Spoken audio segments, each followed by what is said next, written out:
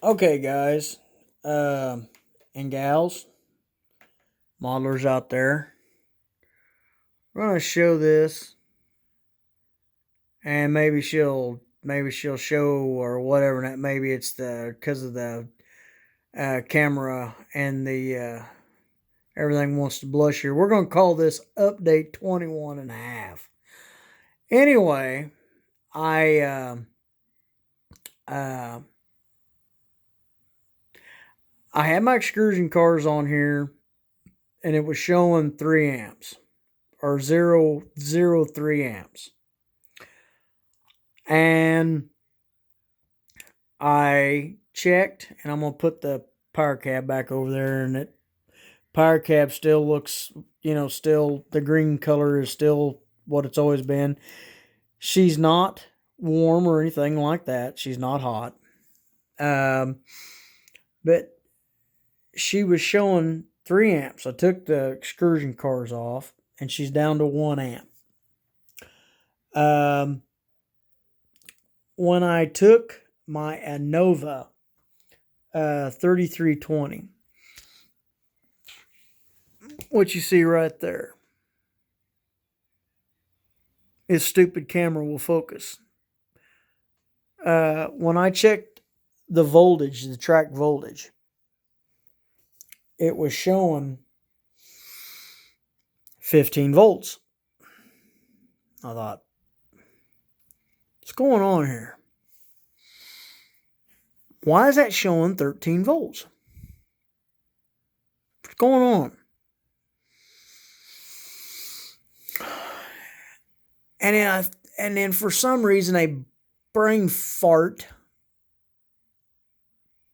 thing kind of went over me, and something said, just look up why the voltage would say that. So I looked again on NCE'S on the Zendesk deal about the voltage. What did I see? That voltage can depend on what power supply you have got the power cab hooked up to. If you get a power supply, and there's about 2 or 3 different power supplies, and you can also, now you're doing this at risk. You're doing this at risk as to what NCE says. You can get a power supply from somewhere else, like a different supplier or something else or whatever. That you don't have to use NCE's deal, but they recommend it so you don't do anything to the factory warranty. Okay, when I looked on the power supply, on my power supply, it says 13.8 volts. So does the SB5. On the SB5, it has a switch, 12 volts, 13.8 volts. So, what I'm wondering, okay, I was getting a reading from the SB5 of 14.95 volts. So, since this is in scale, and we're supposed to be watching what we're supposed to be doing on in scale, should that SB5 be kicked down to the 12 volt setting on the power supply instead of 13.8? Should it be set there? You can't do it on the power cab. And so it says it can run from anywhere from 13 point volts to up to 15 volts. But you cannot go past 3 amps. You go past 3 amps, the power cab's going to try to shut down. It has not done that. Like I say, it's at 3 amps. Now, sometimes sometimes I will get on the power cab, it will show when I'm running an engine. Like if I put an engine on there, and I can do this right now. Put my 3609 on there. As soon as I put my 3609 on there, where's she at? She's at 3 amps. What does she do when I hit the horn? Come on, camera, focus. We're up to 0.3 amps.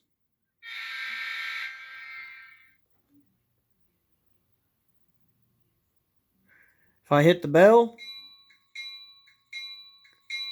3 to 4. If I go, say like with option,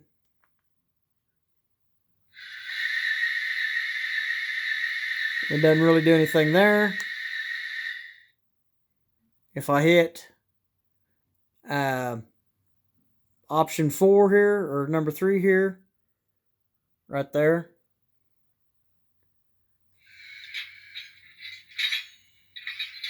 don't really do nothing there. If I hit the horn again,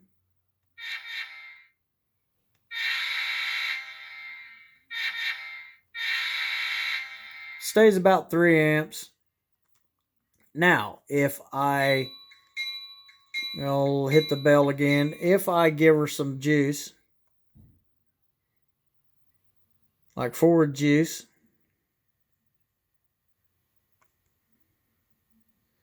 she's going to stay about 3 amps.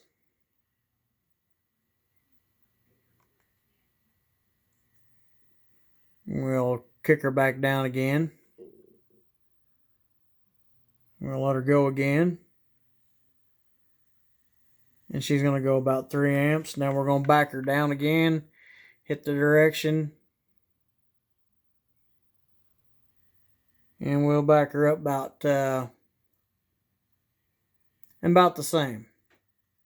Hit the horn. And she's going to stay about the same. So, about the same. But she's not going to go over, she hasn't went over anything over 3 amps. Now, sometimes, I'm going to put this down. Sometimes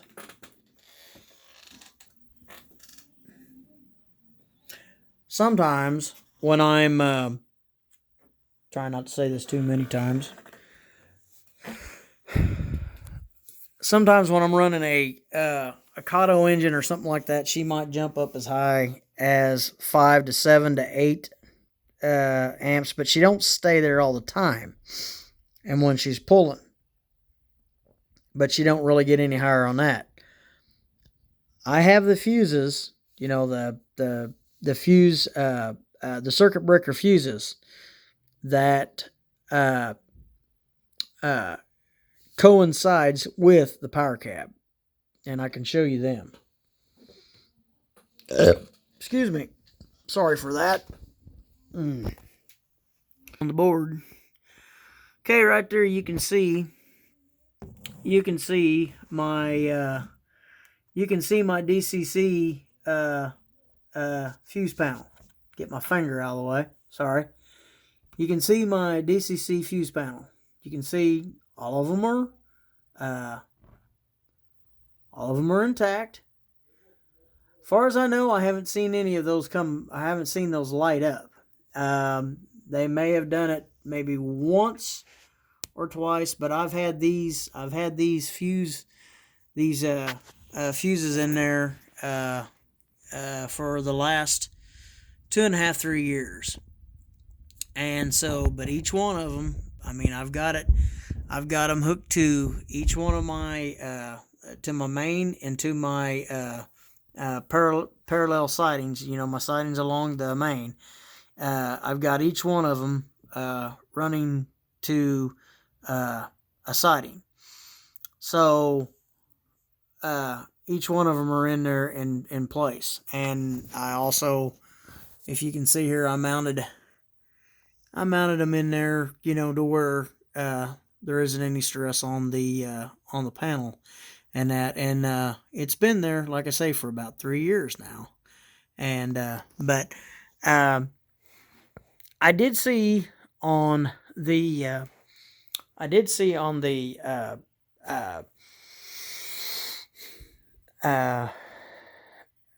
here on the and I can show you if I can get one of my I have to see if I can find it. One of my power supplies. I can show you where it says that on the power supply. Okay, we're on the floor down here, and here's my power supply. It's V&T adapter power, I think is what that says. I remove this sticker here, and you can see more of it. There we go. Okay. I just had that sticker on there or whatever, because I was using that. I was using this power supply as a for a program track. But anyway, it says V&T adapter power supply, ITE power supply, model W&T, A as in Apple, D as in David, 24, W as in William, 138, 180. Input AC 100 to 240 volts at 0.5 amps.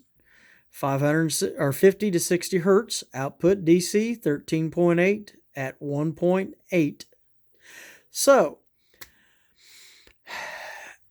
I'm kind of wondering if on the, and like I say, I'm going to roll this over here and you can see that. You can see on that power supply back there, and I don't know if that would help anything or not, but on this power supply that goes to my NCE'S SB5, it does show 13 volts or 13.8 and then 12. I'm wondering if I need to go ahead and switch that over to 12.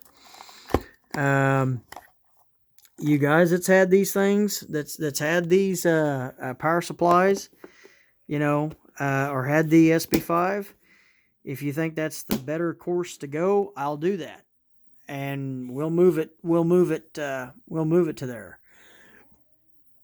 And excuse me again, I want to put this on pause just for a second. Okay, I went ahead and shut both of them off. We're going to be using the restroom here pretty soon, but the SB5 right now is still not warm at all. If I take my hand on here and I put my hand on here, there's just a slight warmness of the back, back of the, where the back end of the box is. Just hardly warm at all. I mean, lukewarm, kind of less than lukewarm. Same thing with the power cap. It was, not hardly warm at all. It was just showing, like I say, there was 15 volts that it was showing when I hooked that up. Like I say, the power supply says 13.8, so I guess that's, if maybe it was a smaller power supply, it may show a little bit different, and those voltages may be okay, but, if they should be changed, or if, especially like with this SB5, if this needs to be changed for with, running, the DCC stuff, the N-scale stuff, I can switch this from 13, I can switch that from 13 to 12, if that helps anything. Of course, like I said, when that turnout was ajarred, it may have done something, but I don't think it done very much. The guy at NCE that I talked to, his name was Matt. Ed was gone. Mr. Ed Wilson was gone. He's out for surgery. He was gone, so Ed was not there to talk to because he hurt his I guess he hurt his shoulder, hurt his arm in a fall. he had slipped on some ice. And so this Matt was there, and Matt said, well, you could definitely have something wrong or possibly wrong with your SB5. And I told him, I said, well, it wasn't warped. It didn't get overly hot. It didn't smoke. It didn't do anything like that. And he said, well, you still could have something that's a little bit, that could possibly be whatever. He said, possibly. He said you might have got to it before anything happened to it. Got to it before too much time passed. But he said if there is something wrong with it, he said it don't take that much or cost that much to fix it. He said, it could be just a small part that, if that has to be done, that can fix that. So, but I don't know. We just have to see. But anywho, just wanted to share that. That's what the track voltage was on the NCE power cab. The amps was around 1 to 3. And as I took off the excursion cars, it dropped down to 1. And I don't know, taking this light off, that might do the same thing. We'll see how that works or how that changes. And just kind of go from there. And, keep updating here, let you guys know and let you guys see. And, I'm just here to, to pass this stuff on and, I've seen in my comments before, keep up the updates, keep sending them out, letting us know what's going on. So that's what I'm doing. So please, if you haven't subscribed, please subscribe. Please give me a big, like and ring the bell and comments. Please give me comments. I'm just, let me know, if you got, you got something out there, that says, hey, you can do this, or hey, you can do this, or hey, give this a try, or hey, give that a try, please let me know. I really enjoy, hearing from you, and let me know that, that's what can be done or could be done, or give this a try or give that a try. So, hope you guys are safe out there, safe and warm if you're in a cold climate area, and we will do what we're going to do here in a few minutes, and maybe look at a video or two, and we might even run a train here pretty soon, so stay tuned for that. So, thanks for watching, guys. Thanks for watching. RDA in scale on the La Junta Hub and Pratt Mini Subdivision. Y'all take care. Thanks for watching. Appreciate it.